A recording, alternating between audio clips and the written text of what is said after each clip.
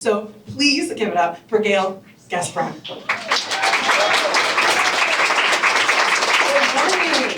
Good morning, everybody. Is my mic on? Can you hear me? Good morning. You guys look fabulous. Let me just say that.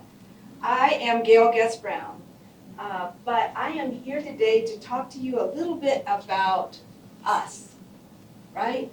We are entrepreneurs. We are career professionals. And we are all on a career journey, right? So I'm wondering how the room is split. How many of you are entrepreneurs? Well, that's a lot. Okay, how many of you are career professionals? Awesome, okay, all right. Well, you know, we actually have a lot in common, both career professionals and business professionals. We are all well educated. We are very much an economic force in this country. And so we are very powerful as women, although you wouldn't think it the way with our salaries, but we're very powerful. I'm going to talk a little bit today about career entourage. So how many of you feel like your star is on the rise? Come on now, yes. All right, already a star. Okay, her star is on the rise. Yes. I expected to see more hands than that, but maybe by the time we finish, we will feel like our stars are on the rise. At least we'll have an idea. Today we're going to talk about your career entourage. And an entourage is a group of people, a group of professionals, usually associated with a famous or very important person to make sure that they're successful in their career. They surround themselves with people to help them be successful. And today, that person is you. That very important person is you. We're going to talk about your career entourage. Why you might need a mentor, a sponsor, and a coach. And maybe you might need all three. I'm going to suggest you'll need all three. So if we look on this bottom left, your mentor helps you to reach your biggest potential, your best potential. Whereas your sponsor is a person who is several levels above you in this work and this journey, and they can speak your name into rooms that you're not in. They know you well, and they can say, I know Marla, I know what she can do, she's perfect for this next opportunity. That's what a sponsor is, and that's why they're important in our journey. If you're in business, a sponsor might be someone who's already at the level you hope to attain, right? They have connections you don't have. They have access to information and people you don't have. So sponsors are very important in our career entourage. And then coaches on the bottom right over here, they help you capture the wisdom of your lived experience. They work alongside of you to pull what you already know out, right?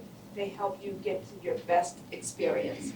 So we're going to talk about your career entourage, why these roles are so important. One thing that career women and business women have in common is that we both leverage our networks heavily. And that is so important. We know we can't do this work alone, right? We need each other, and you can't do it all by yourself. You need the help. I feel like my star is on the rise. That's my Hamilton star with me right at the top, right? I feel like that because I've leveraged anybody I could. I have a mentor, I have a business coach, I've had a sales coach in the past, I've had a coach, yes, coaches have coaches. So yeah, so I have invested in myself, right? And we can't do this work without investing in ourselves, right? But it always pays off. I've never made an investment I didn't recoup. I have never made an investment I didn't recoup within a year. So it does cost, but you're worth it.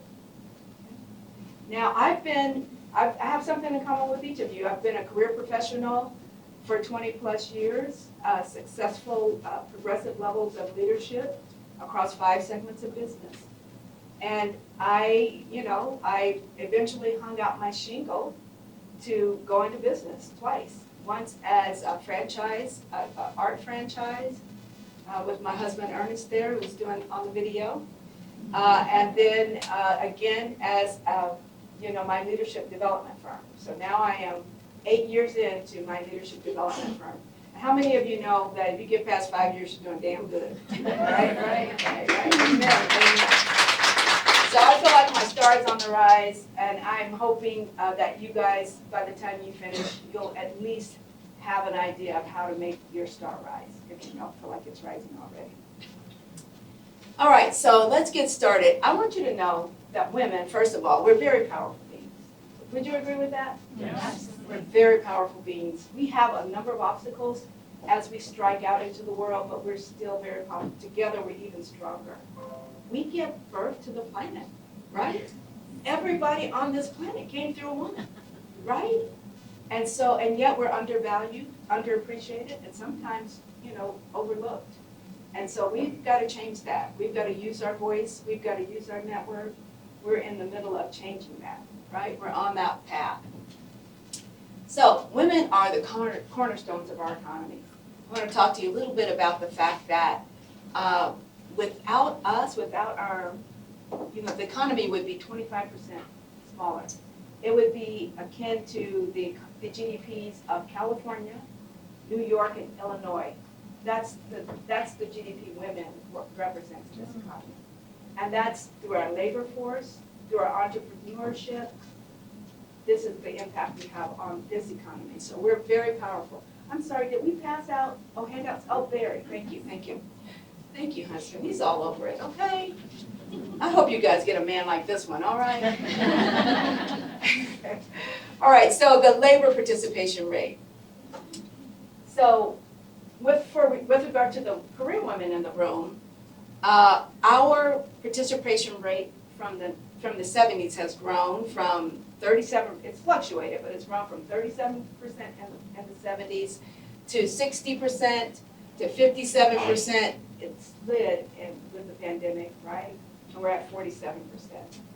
But our participation rate in the economy is strong, and it's crucial to the success and growth of our economy. From a business perspective, female entrepreneurs, we are doing things, right? Women-owned business added 1.7 million firms, 579 billion in revenue, and 1.4 million jobs to the economy, right? So we think these little businesses that we have don't mean anything, but they mean something.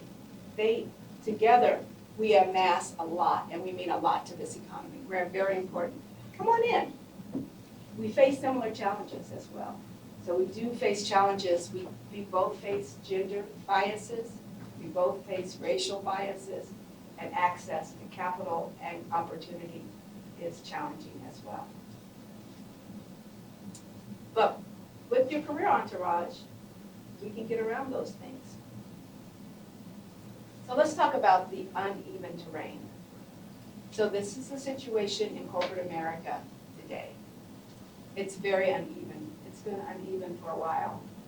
Lean In and McKinsey have been researching women in the workplace for 9 years now. Every year they release a report on women in the workplace.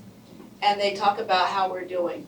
And you can see that women make up, on the left here, 48%. Between white women and women of color, you make up 40% of the pipeline.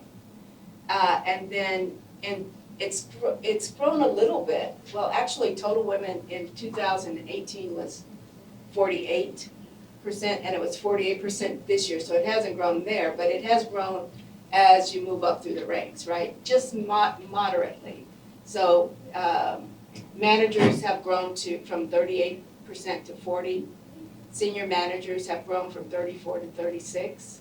Vice president from 29 to 37. So very moderate increases, right? Nothing earth-shattering, right? And it's amazing because women have been outpacing men in college degrees for the last 30 years. So we have more degrees, we're more educated, we are very capable. But I think what's getting in the way is gender bias, and we'll talk about that in a little bit. So we talked about that. Of the Fortune 500, it's still 90% men. 5 years ago, it was 91%. So it's increased. I mean, it's getting better, 1%. Right? So women make up 9.4% or 47. And there are 4 women of color. I had to put their names on the screen because they're rare. okay? I met the Sonda Brown Duckett at a recent conference I was at, so she was delightful. But we gotta make progress there. The pay gap is still there, right?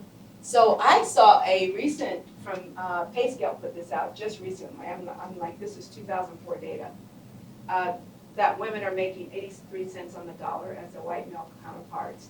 They claim, this is the first time I've seen this, controlled by pay. Controlled means that these are women and men with the same jobs. They claim that women add 99 cents for every dollar man makes. Now, anecdotally, with my experience, I certainly didn't experience that. And then my clients certainly aren't experiencing that. But this is new data, so I haven't had a chance to look at it, but we'll see. I'm hopeful that they're right? Maybe things are changing. Certainly, Holly talked about pay transparency, that's gonna make a huge difference, right? The fact that they can't anchor your salary to what you made last, that's gonna make a huge difference as well. So these are all good signs, so maybe it is. It's just shocking that it's that soon, but we'll see. This is another report that came out this year about the racial disparities. They persist as well. For every dollar non-Hispanic white men, women get paid. Women overall are 84 cents on the dollar and 69 cents on the dollar. And for black women, and you can see the numbers, they go down from there. Asian women are the only women who make more than white women or women overall. And I believe that's because they benefit from a positive stereotype. And then the myth is that the biggest barrier to women is the glass ceiling. That's actually a myth. The biggest barrier to glass ceiling is the broken rung. And Lean-In reported on this maybe 4 years ago. We'll look at this a little bit, but on the left side are the different levels. The dark green is women, and the light and the gray is men. So for every 100 men at entry level, 92 of them are women, 72 at manager. The broken rung is the first step to leadership. That's where it's broken for women. At that first step to managers, they choose men over women. And that's where the problem is. And that's the entry, right? And the theory is that if they hired, we look at the white area. The white area shows how many women they hired. They overhired men in that area in entry level in the first barrier. How many men they overhire at the second level, and so forth. But the theory is that if they hired men at the same rate as if they hired women at the same rate as they hired men, that we could close the pay gap, right? But we'll see. Also, the racial biases continue. All women lose ground at the first rung of step to manager, but the broken rung holds Black women and Latinas holds them back for work. I started my business to help women, but then I started seeing this data. And you can see Black women at the very low end. I'm like, Black women are at the low end of everything. They get the least money, they get the least promotions. I'm like, I think I'm gonna help Black women. That's what I'm gonna help with my business. And so I've been focusing there of late. I would say the last 3 years have been primarily focused at doing something about this gap. And I've been satisfied with my results so far. I'll tell you a little bit about them later. But these things can be overcome. But one of the things, this is the culprit right here, I'm going to tell you. There's been a study, it's called the gender liability penalty. And there was a study done in the Harvard Business Review, but it was Columbia professors and Harvard professors. They got together, they said, we're going to do a test. They had 2 classes, one at Harvard, one at Columbia, both men and women in this group, right? And they gave them the same bio, the same resume. It was a case study about this person who had amassed tremendous wealth through their entourage and their groups of people that they knew. And they were very successful.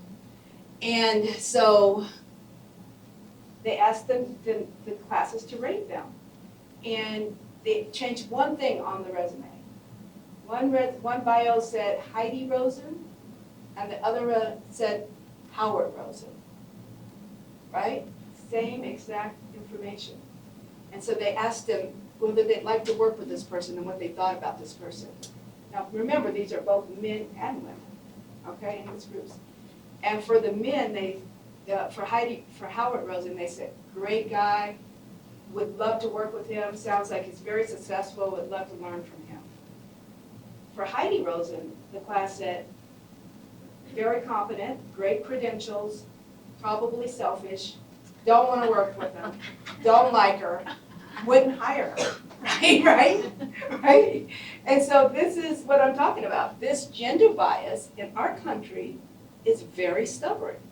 I can't believe that this many years later, with all of the successes that we've had, we still have a stupid gender bias that is very stubborn. It shows up when we go for raises, when we go for salary increases. This is what's getting in the way. This is why we have these pay gaps.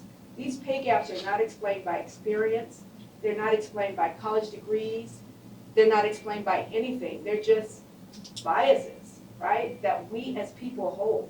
We all hold biases. If we have brains, we have biases. And left unchecked, and apparently they're unchecked, that they get in the way. And so our gender norms in our country are that men are providers. They're decisive, they are driven, and they can be they can achieve professionally, and that's great because they got families. And then women, we are communal, we're caregivers, we're sensitive, but we can't be successful. That's negatively correlated for women. We don't like successful women. We see this every year with women in politics, right? Yeah. Right? We have this love-hate relationship with, oh, she's too strong, oh, she's too this, she's too that. I don't want to have coffee with her. Just vote for her. We don't have to have coffee with her. Just vote for her. She needs a vote so we can change some of these things, right? All right. So we penalize people who don't conform to these genders. So, and it impacts raises, performance appraisals, and promotions. It impacts even professional business women because venture capital is crazy for women. We only get 6% of all venture capital monies. And if you're a black woman, you only get 1% of all venture capital women. So this gender bias is what's getting in the way in our country. And we need to curtail that or get around that and stop being silly about strong women. We need strong women. We need women to lead. And when they lead like they need to lead at work, we don't like them. And they hear that they're bossy and that they're pushy. No, they're leading. That's what leaders do. They corral people, they get people to go in the same direction. All right, so that's the terrain. We know it's uneasy, it's uneven, but I know we can prevail. I've had a lot of good success working with clients, and I know we can prevail, even though the terrain is uneven. So let's talk about the career entourage and the mentors. So in the early stages of our career, we need a mentor. A mentor is someone who knows the terrain. They are there inside the organization. They know organizational history. They know all about what happened when such and such got promoted. They know people that you don't know. They can introduce you to people. So very important to have a mentor. How many of you have a mentor right now? Wow, that's great, but that's not a lot. Great for you all who have a mentor. We all need mentors. And then, because this is somebody who's ahead of you and can share that knowledge with you. And mentors typically are free. There's no excuse not to have a mentor. There's no barriers to entry to having a mentor. All right, so then we have sponsors. Very very important, right? This is an advocate for you and your success with access. Access with the people who are decision makers. They're usually 2 or 3 levels ahead of you, and they can advocate for you. They can speak your name in the room where it happens. You all remember that song from Hamilton? How many saw Hamilton? Oh, okay, all right. I love that song, In the Room Where It Happens, right? And there are rooms where it happens, decisions get made. Before the job is posted, there are rooms where they're talking about what they're gonna do. And that's where you want your sponsor to be, in the rooms where it happens. And so it's very important. Now, one of the things that gets in the way of women having sponsors, how many of you have sponsors? Look at you all, I love this. You guys are on it. One of the things that gets in the way of women having sponsors is the senior men. Senior men are uncomfortable with women as a protege because they're afraid of what it looks like, right? If they go to dinner or go to lunch with their protege, nobody questions it if they go golfing with a male protege. But for a female, they're worried about what it looks like. And we can get around that by having it be daytime. It can be coffee. It doesn't have to be drinks, right? And so, and it's our job to make them feel comfortable with that. The other research said that junior women had trouble even looking in the eyes of their senior level men, right? And that's a problem. If you can't even look in their eyes, then you have to have enough confidence to be able to look people in the eyes, right? Even if they're senior to you, right? I used to work at USAA, and I was a manager, and the guy in charge used to be a 4-star general. And he would come up to me, he'd get this close. And he'd look at me, I'd look at him. And I'm like, what is this? You know, he's trying to intimidate me or something. I'm like, what? What? Don't be afraid to look in the eyes, right? Right? There's nothing gonna happen there. But I never forgot him. His name was Admiral Benjamin Hager. Admiral Benjamin Hager used to come and I used to think, oh, I hope my brother's okay. But don't be afraid to look in the eyes, right? And to consider them yourself on par with them, right? To be on their level. They're just ahead of you in career. They're not ahead of you as a person or an individual. You still have much value to contribute to your organization and much value to bring. And so you want to remember that when you're approaching people. So next, we want to talk about coaches. You know, a coach is a confidential ally in your career. And they can be there throughout your career. But they're your confidential ally at work, and their job is to, you know, make sure that you're bringing your best self in every situation, that you're thinking through all the options. They're a person you can talk about to. They usually are coaching the whole person, even though we have different labels like leadership coach or life coach. You're usually coaching the whole person. Sometimes it starts out in leadership, but then something happens at home, and you have to coach that too. But they're very valuable in terms of helping you, making sure you're making the right choice. 2 heads are better than one, right? 2 heads are better than one. With your experience and their experience, you're going to be able to co-create some solutions that really work for you. All right, so coaching has been proven to work really well, in fact, for over the years. So these 4 things are primarily what people come to coaching for, but a number of other things, like optimizing work performance. It's been proven to work 83% of the effective 83% of the time. This was a survey put out by the ICF, the International Coaching Federation, and productivity 78%, improving communication skills. I'm surprised that was only 33%, and increasing well-being almost 80%. But people get coaching for a number of things. Even lately I've had a lot of clients come to me for negotiations and building skills that way.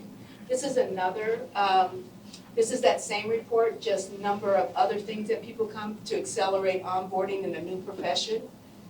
And for years, when senior male leaders got a new job and transitioned into a new job, they would give them a coach to make sure they were successful. And lately, they've been doing that, moving that further and further down into the organization. So it's not just senior leaders anymore. Companies are paying for coaching at any leadership level, just about. And that's what this shows, that at one time, it used to be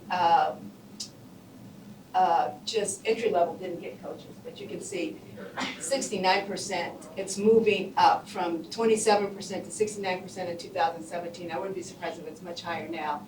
They're usually internal coach practitioners, so companies are hiring their own coaches, and sometimes they have a combination of internal and external coaches, and they're teaching their managers coaching skills. That's how effective coaching is. They're teaching managers to coach. I had a lot of success on a negotiation, mentoring, and coaching cohort. So there you had mentoring, coaching, and a collaborative experience, right? And the whole point of these couple of offers I had 3 offers actually, were to build skills and confidence and learn to convey their value to our organization, to understand the 3 phases of negotiation, the pre-game, the game, and the post-game, and then how to frame the conversation, how to make that ask. 60% of women were not negotiating at work, right?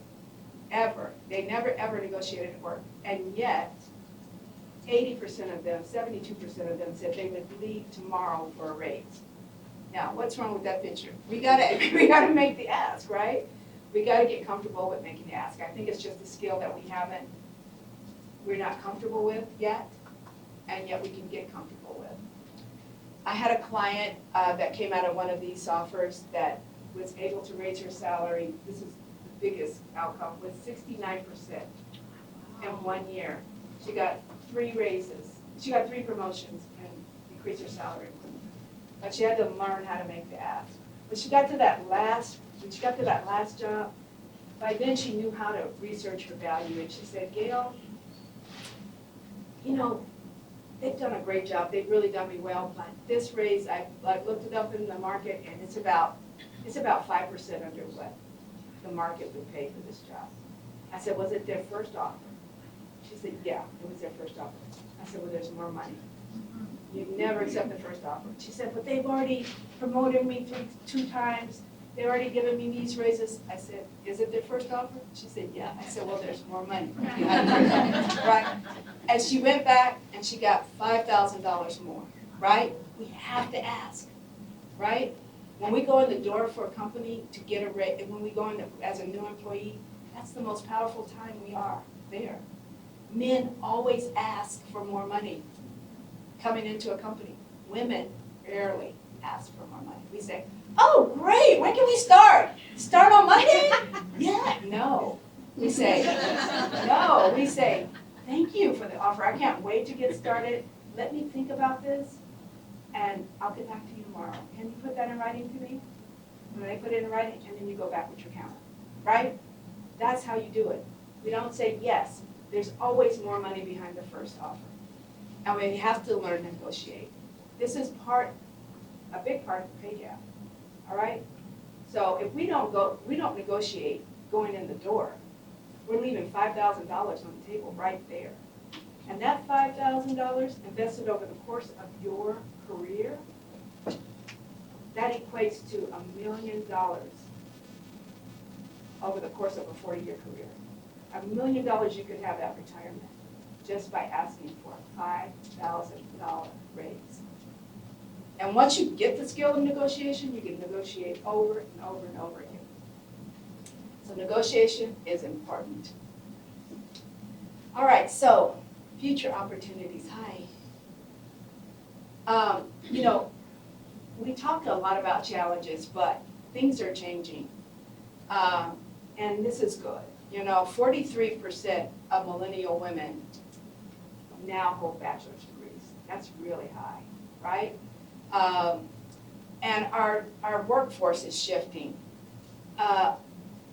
In 2031, millennials, Gen X's, and Gen Z's will make up 70% of our workforce. Wow, that's changing fast, right? This shift, and I wanted you to know millennials are the most diverse group of generations that have come along in a while. So this shift indicates that younger women will be shaping our economic trends and policies, and that's good for women, right? That means more equity is coming. I truly believe that. We have an uneven field, but D&I continues to be a business imperative. 60% of companies have increased their financial and staffing investment in DEI. So there's a lot of hype about DEI going away. DEI is not going away. There might be a little bit of a retraction, but if you are going to be successful in the future, given how diverse our country is, you're going to need DEI. You're going to need to know how to treat diverse people when they come in the door, and you're going to need them for your future success. So it's not going away. Any kind of civil rights in this country, always, when there's progress, there's always a few steps back. So this is a few steps back, and we're still making progress. We're still going to move forward. So your career entourage, I want you to take 5 minutes right now and think about these questions. Where are you in your career? Are you early, mid, or late career? Where am I now? Where am I going? And who can help me? Just 5 minutes. You get to scribble some notes. This is a solo exercise. Go. Thank you. I hope you guys had a good time about that. Now, because it's very empowering to think of your biggest ambition. Who would be willing to share their biggest ambition, at least that, and then where you'd like to be 2 years from now and what you're willing to do differently? All right, thank you. Here she goes, without her lipstick. She's getting ready to put her lipstick on, she put it down. This is more important. This is more important than lipstick. Yes, please. We've got some mics here. Let's. Oh, good. Thank you. Hi. So I said that I am a late career rock star, high experience, high value, but I'm actually starting an early opportunity for myself. I'm 60, and between now and 75, I'm going to be creating a consulting business that's really championing humanity. I work with a company called Codebreaker Global, and they're kind of putting together all the tool sets to have personality value systems that are easy to identify what matters to someone. They've started making people matter, make kids matter, that kind of thing. So it's really applicable to the world, right? They want to crack the code of 8 billion people, and I think they're going to do it. I want to talk about you. What are you willing to do differently to achieve your goal? Okay, so last night this popped up on my feed, and I jumped in. Oh, this workshop. All right. I know this is my dog died, and I was waiting kind of for him to die for me to free up my life. And I don't mean, but it's important, right? So so now I'm like all in, which is really fun. So I work right now. I am in a group called I.M.P.A.C.T. It's a mastermind group, and the experts have okay. So you're going to use your financial, business, health. People that really. I was at a retreat last week where we sat and talked about our goals. We made 5 goals in each of the different areas of wealth to have a balanced life. And then every day we have an accountability partner, and 2 times a day we check in. So at 9 a.m. and 3:30, I'm checking in with her. Oh, wow. And I'm telling you, it's empowering. You can tell my energy, I'm sure. But I'm really happy to be on this place. I think you deserve this applause. Thank you. That's amazing. Amazing that you have this opportunity to do something different in your second half, right? Totally different, and you're jazzed about it. That's the kind of energy you need to change your life. Yeah. Congratulations. Anyone else in the back of the room? Yes. Hi, I'm Ramina. Moved to the US a year ago, so newly immigrant to this country. Just had a baby, and I worked for the US Embassy in Azerbaijan. So I worked for the State Department, but ready to start something new here. So my ambition, I'm really passionate about accessible education for all. So I hope to work for the company and be part of the EdTech or that influencing and changing education around the world globally. I was a senior manager at my position, but what I'm willing to do differently to achieve my goal, I'm ready to start from zero to build a new career now in the US. So thank you. Thank you. Who will you leverage? Will you leverage? Who can help you? The network of friends. I did my master's 14 years ago here, so reaching out to them, reaching out to friends. And Do you have a mentor? I don't have a mentor. First step. Yes, right. First And a step, get that sponsor, mentor, and coach. At right? least a mentor, because mentors are Right. people who help you out of the goodness of their heart. Your friends might Right. be a mentor to you. Yes. Yeah, But that don't was try to do it by yourself. Okay. Awesome. Thank you. Awesome, welcome.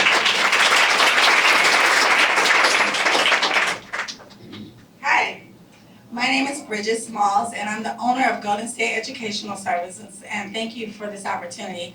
I am known as the dealer lady, so I help car dealers get their dealer license. So my ambition, my biggest ambition, is to grow the business. So we've been in business since 2002, and I've owned the business myself for 9 years. So I would like to actually franchise my business out. Wow. So I like to Okay. grow it that way. Mhm. And what am I willing to do differently to achieve that goal? One is I need to start hiring more people to make, one of Vicky here, she made a great example. She said, I need 2 lieutenants that I can trust, someone to put into the business itself. And I was like, yes, that's what I need.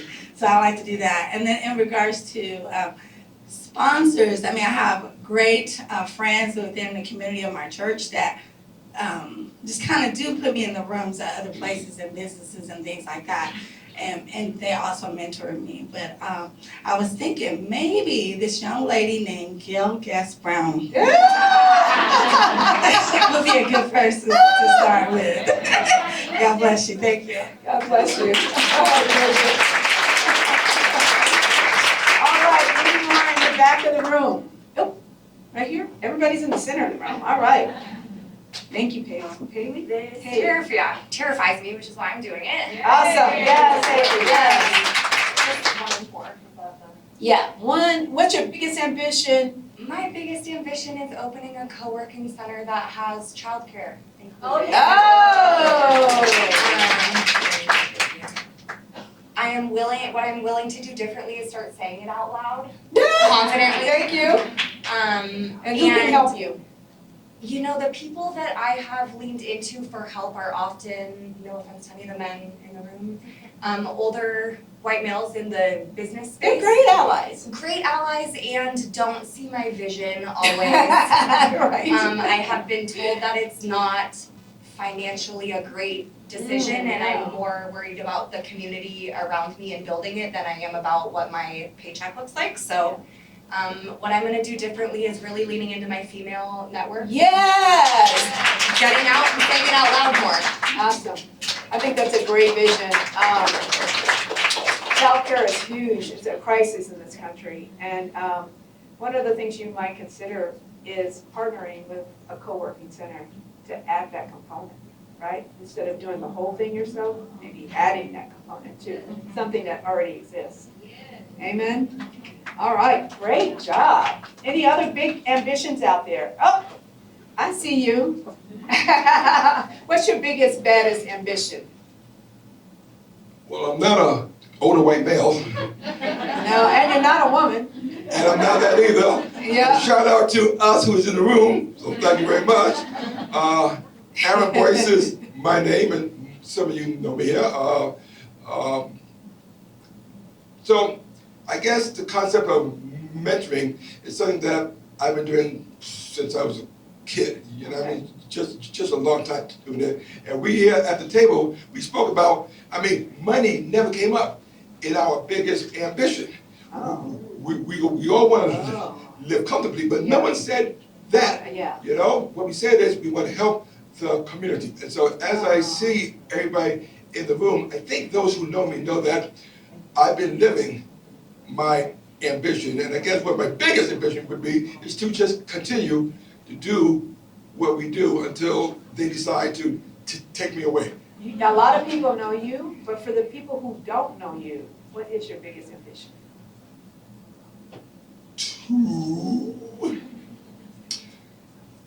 To use my services, my brain, and the things that I know and things that I've done to help others with what they're trying to do. I got children, grandchildren, and great-grandchildren. It takes a village because they don't want to hear me. So I go, fine, I'll talk to other people and let you guys work with my grandkids, okay? Right. But yeah, so just to continue. My biggest ambition is to continue. I mean, at my stage of life, that's all I want to do. I've been a lot of places and done a lot of things. It's a song, but yeah. Right, that's right. Your life is a song. And working with cool people like this. Awesome. You know? Thank you. So, all right. Thank you. You got it? All right. All right, last one. Hi. You get applause just for standing up. Hi, I'm Deshina, and I'm the CEO and founder at Cage. And we create user-friendly solutions for hair and scalp care needs. And I created a comb that dispenses hair oil to the Ooh, I scalp need to talk to you. that saves time and reduces discomfort. And my biggest ambition is that I always wanted to be a master negotiator. Oh. Yeah, because I feel like I'm never getting my worth, and I feel like if I become that, then I can get like the raises I deserve, and then also the money I need for my business to become $1 billion company. Amen. I might know somebody who can help you with the negotiation piece. I don't know, but there might be somebody in the room that can help you with that. Amen. But listen, you can see, it's hard to get a comb through to this scalp. So I need your solution. All right? I need your solution. So I'm going to be looking you up too. We might be able to work something out in trade. All right. Listen, you all, this has been fabulous. I hope you had some time to think about this journey and that the fact that you don't have to do it by yourself, that there are mentors, sponsors, coaches out there to help you negotiate this path, right? We're all on this path. Women collaborate beautifully. We do well together, and we do more together, you know. I will be at the vendor's table out front, so you can come and see me there, or you can just scan right here and come see me, and we can talk about coaching. I would love for somebody to come negotiate with me.